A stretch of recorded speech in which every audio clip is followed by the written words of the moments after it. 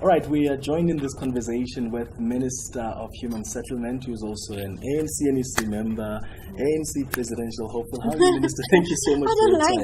I don't like the term hopeful. What do you prefer? Future president? No. Candidate. Candidate. Candidate. Thank you so much for your time. And how's the campaign been going? I mean, you launched it with a bang a few months ago. Yes. How has it been going so far? It is the most draining thing I've encountered, because I have a full-time job and many other family responsibilities. So it really is very stressful, draining. Mm-hmm. But it's going very well. I have a lot of very committed people around me, for which I'm grateful. What I'll do is invite you when we're together and having a meeting, so you can see us at work and see what it is that we do. And most of the time we are strategizing, holding workshops around, messaging and all of that. And then we go through my program, then we go out to the field, wherever it is that I've been invited to, and we speak to our branches. So we have a whole battery of components of the battery that are operational, working around the clock. And I imagine those discussions and the many meetings also involve perhaps even having discussions with other candidates, as you prefer, not necessarily hopefuls. Yes. Have you started those negotiations yet? No, we haven't. I think generally the time that you would expect that there would be any discussions is after nominations. Right now, no. I mean, we discuss. I discuss with everybody about anything, and if the issue of elections does come up, I'm free to discuss with anybody who raises the issue. But the kind of discussions you're talking about is discussions around mergers. Yes.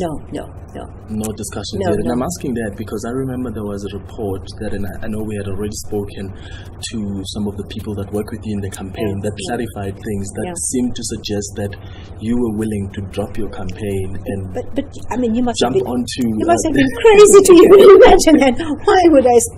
I mean, it took a long time for me to decide. A lot of cajoling. And by the time I'd taken that decision, why would I just drop it? And the people who are behind my campaign would be the ones who would finally make that decision. And when they approached me, they had very valid reasons why they were asking me to take this up. They were not interested particularly in my personal views, but they wanted, what they described as, the kind of person they're looking for. Yeah. And they'd found that kind of person in me. And by the time I agreed, it means I was committing myself to being that person for them. And therefore, it's no longer just a personal matter. So any discussion around dumping the campaign and going elsewhere is ludicrous. Yeah. I mean, we've also seen, I suppose, your name in some of the so-called slates and lists appearing a lot under Deputy President Cyril Ramaphosa, others as a deputy to the ANC Treasurer General, Zweli Mkhize. Have you given that a thought, that perhaps after the nomination and you get to a point where you perhaps don't even receive enough support as ANC President, would you be willing to deputize? And who would you be willing to work with? No, but I think you're preempting something that you would have no basis to preempt right now. Why don't we cross the river when we get to it? Because otherwise we are already in the sphere of postulating, and it is so different from that comment that I was making, that look, I'm not here because I wanted to be here. I'm here because I agreed to people who were wanting me to do this for them and for the country. And I don't want to postulate anything outside of that. And by the time that we get to a point of postulating, they'll probably be the ones who are doing the postulating and making assessments. Right now, I'm on target. I'm doing the rounds and reading up a lot and writing a lot and going from sleeping less. Well, I'm not a great sleeper, so no, my sleep is not affected. I sleep early-ish in the morning, so that one is not a big problem. It's just the crisscrossing, the times when I find myself in 3 provinces in one day. That's taxing. Yeah. But I'm getting used to the body's getting used to it, but it is taxing nonetheless. I think you will agree that, especially since we started seeing different ANC leaders coming out and declaring that they will be willing to serve if the branches nominate them, tensions have been high, and I think, some ANC leaders are describing it as a hotly contested election. And you are now seeing an emergence of this so-called United League where various provincial leaders are meeting and want to come up with an uncontested slate. What are your views on that? Do you think that will save the ANC? I don't know why, in the way that you put it, it would be regarded as a hotly contested campaign. I'm happy to see people in the numbers that have come up and say, I think I'm ready to lead, because it is a measurement of the maturity that we have reached as the ANC, and it's a very good measurement. We should actually be patting ourselves on the back that we have that quality that is capable of leading, and it opens up a democratic process. People are no longer just tied to do you want a sausage or do you want whatever? It's not just orange or banana. No, it's much more than that. There's a whole variety of things to choose from, a whole variety of people to choose from, and I think it will make for a better organization. The people who are unable to deal with their tensions are the supporters. But amongst the candidates, we have a very cordial relationship. There's nothing hot there. It's a very cordial relationship that we all have.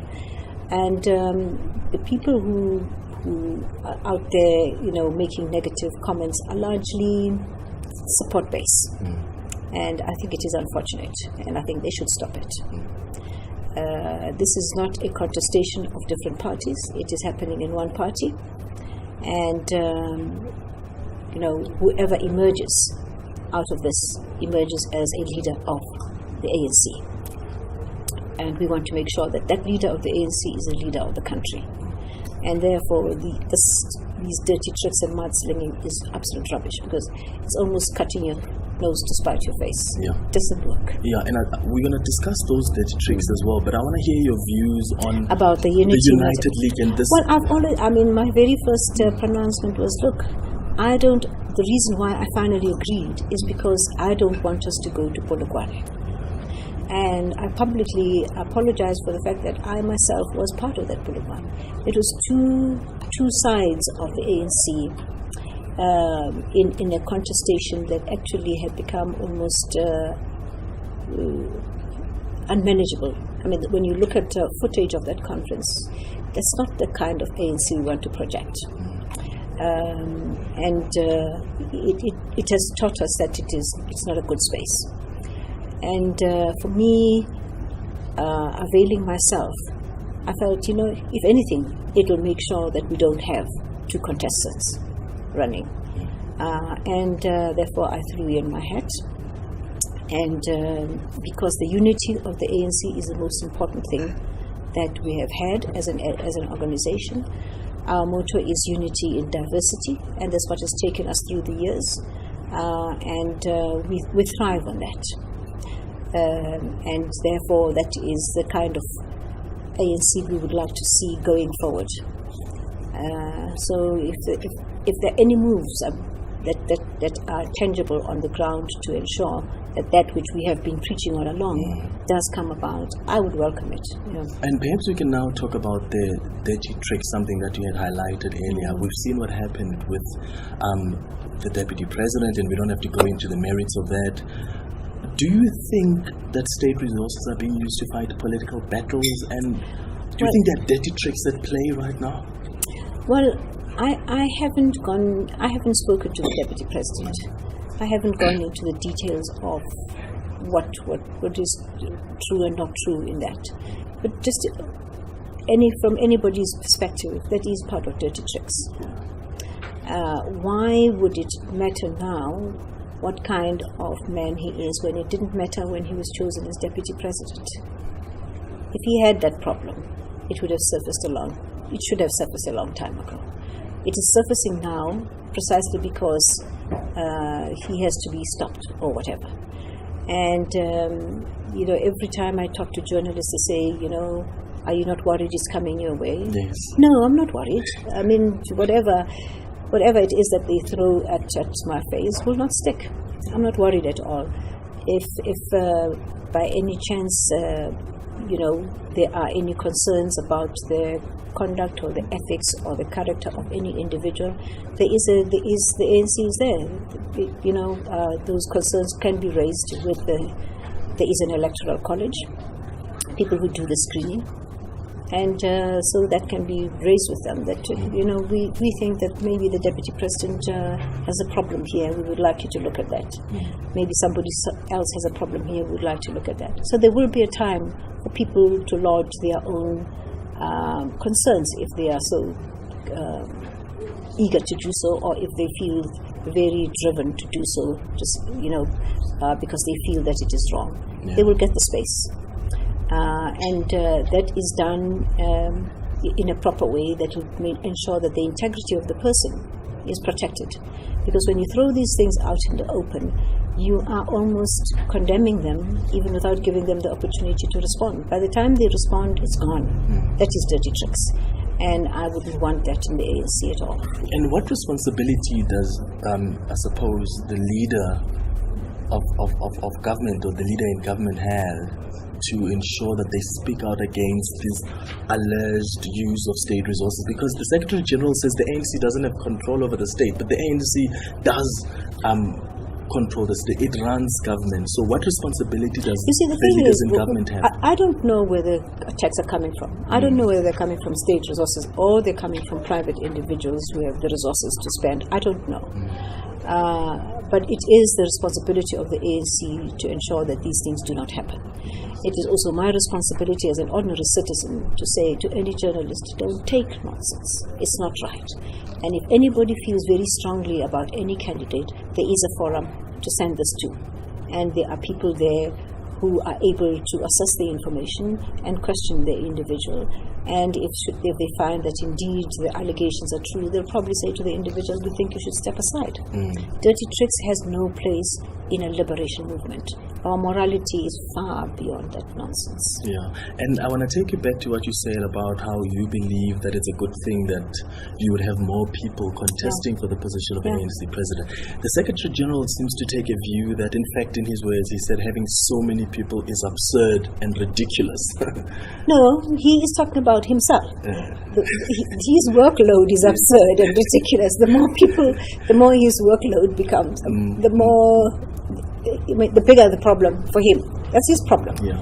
But for democracy, it's wonderful. Yeah. I mean, you will not always have people. You will not have an unseemly number at any given time.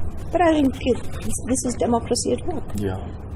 Because otherwise, what he is saying is there is a thermometer that somebody holds somewhere that says this one may be the right person and this one is the right temperature. And nobody has that, except the branches. Only the branches will be able to say, at the nominations, this is what we think of so-and-so. And the nominations are a place at which the branches sift those who will make it and those that they think will not make it. Yeah. So there is a natural process. I don't know what he's fretting about. Yeah. It just means a lot of work for him, but it won't kill him. So if you see him, he will not die because of the work on his desk.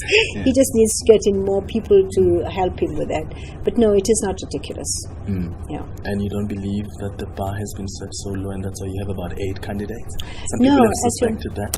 No, actually I think it is a negative indictment on the candidates. Who determines the bar? Who has determined the bar? We have a document called the Eye of the Needle. That determines the bar. And so they mustn't look at the president as the bar. Pardon? They mustn't look at the president necessarily as the bar, but that document. The document is very clear, and the point at which the ANC decided that this is how we're going to guide our people in choosing their leaders was a bolt of lightning of brilliance. A bolt of lightning of brilliance, because we need it more now than possibly at the time that it was drafted. At the time that it was drafted, we possibly foresaw a situation that would get to this. But right now, it is an excellent document that indicates how we choose as the ANC, how the branches should be guided, what should be done and what should not be done, code of conduct. All of those things you find in the eye of the needle. So that is the basis on which everybody would be able to judge, what it is we're looking for. And they're very clearly outlined traits that we're looking for. For instance, we're looking for somebody whose struggle credentials are impeccable, served with dedication. We're looking for somebody who has been very committed to their work and has shown their commitment in how they have exerted themselves in their work. Somebody who is driven, somebody whose belief in the ANC is unchallengeable, and all of those things that will say to anybody, in that person's hands, the ANC is safe. And just lastly, Minister, the special NEC will be sitting on Friday. Yeah. What are your expectations and what do you think should be discussed that's critical? There are other people, Kosatu, for example, is saying perhaps this is the time to also have another discussion around the capability of the president as still the head of state. Some are saying the KZN killings must be on the table. The ANC is facing its deepest crisis, as some leaders have admitted. What do you think should be on the agenda? Well, I regretted that we didn't go for a consultative conference. We were at our Morogoro point, for some time before we went to the policy conference. We had reached our Morogoro point, and we should have gone to a consultative conference. A consultative conference is not one where we're talking about policies going forward. It is one that is talking about here and now. What is the health status of our organization? We examine it, go into the entrails of the body and find out what it is that ails us, and are able to come up with resolutions. What the Morogoro conference has done for the ANC is wonders. We now have documents that would not have been produced had it not been for the fact that we went to a conference to deal with a specific crisis within the ANC. We have been in a crisis in the ANC, and we needed to have talked. But I think it is easier for people to look the other way, or if they're not looking the other way, hide their head in the sand and pretend nothing is wrong. And when everybody else can see that things are just not going right. Things are not right. But I don't know if we had a consensus around the fact that things are not going right. With the Morogoro conference, O.R. Tambo was one of those people who was in the lead of taking a decision of coming together. And I would have wanted the president to have been in a lead to take a decision to say, let's come together and have a consultative conference and postpone the policy conference. Let's fix what needs to be fixed. Let's examine what it is and fix it. But it seems like there was a difference of opinion between how it should be held and whether it was binding on people to carry through recommendations, and in the end it wasn't a happy ending between the people who proposed the policy conference, which the veterans, yes. A consultative conference, and the officials of the ANC. Do you think calls for him to step down must be discussed again?